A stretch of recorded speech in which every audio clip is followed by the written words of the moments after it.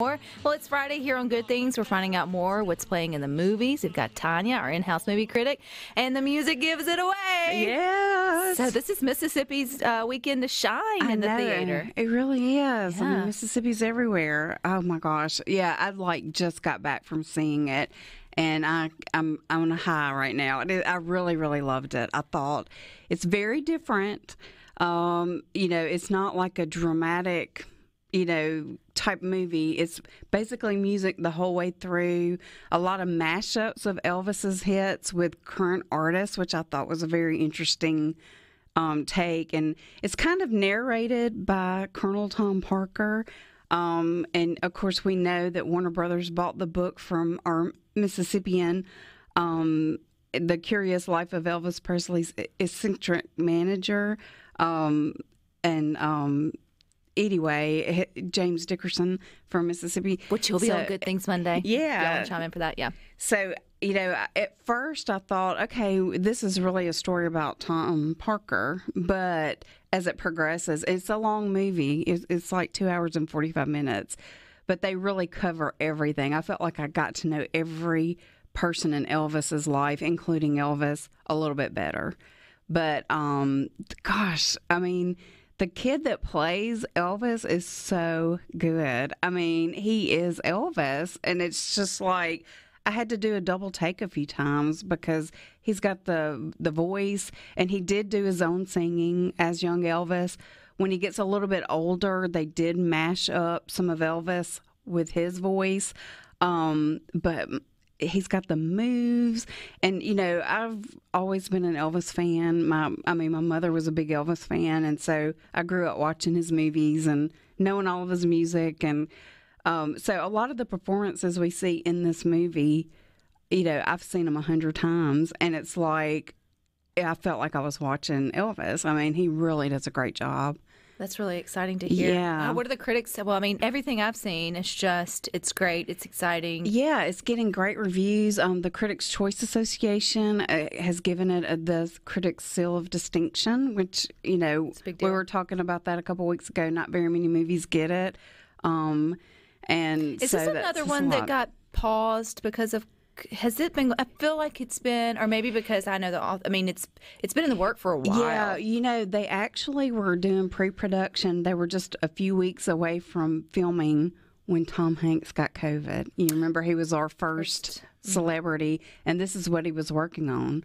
So, of course, that paused everything. And I think they picked back up later in 20. I think it was like September, October, and then finished at some point in 21. Talk about a transformation. I know, yes, all eyes are on Elvis, but the movie does kind of show you his promoter, what's his face? Tom. Well, he transformed for this movie. Honestly, I had kind of forgotten Tom Hanks was in it when I first sat down. And then I, of course, remembered. But he's unrecognizable. I mean, I believe, spent 5 hours a day in hair and makeup to become Colonel Tom Parker. He's got the voice. When I was a kid, I just remember my mother always talking about he's such a bad guy. She never liked him. And I never really knew why or what the controversy was. And, of course, that's all in this movie. Basically, they're saying he was, kind of a con man, really. Well, they also, though, the industry kind of has come out and sort of credited him for inventing Elvis, obviously, but inventing a completely different type of celebrity or, I guess, brand or whatever. So do you get to kind of see the groundbreaking, the method behind the madness? You do, and you see that he really is the reason Elvis became what he became, but there were also some limits on his career because of his shady past. He didn't have a passport. So he kept blocking. Elvis had opportunities to tour internationally.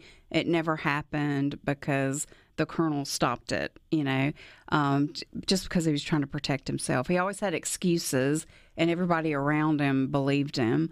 And then finally, Elvis started figuring things out. Gosh, could you imagine? I know. But, I remember one time, I've been to Graceland, fortunately, a few times through the years, but one time I can remember reading that, when he died, he had, it was just like maybe not even $1,000 in the bank. I mean, he was like so broke.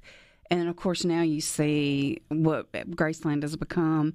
And it's just amazing because to this day, he is still the top selling artist of all time, and to know where did all that money go, and I never thought about, it being kind of stolen from him through the management, but he also, just gave away so much. He was just so generous. And, he had the moochers around him, I'm sure, but he also just gave away stuff. He was just a good guy, And, of course, we know about the drugs. Well, yeah.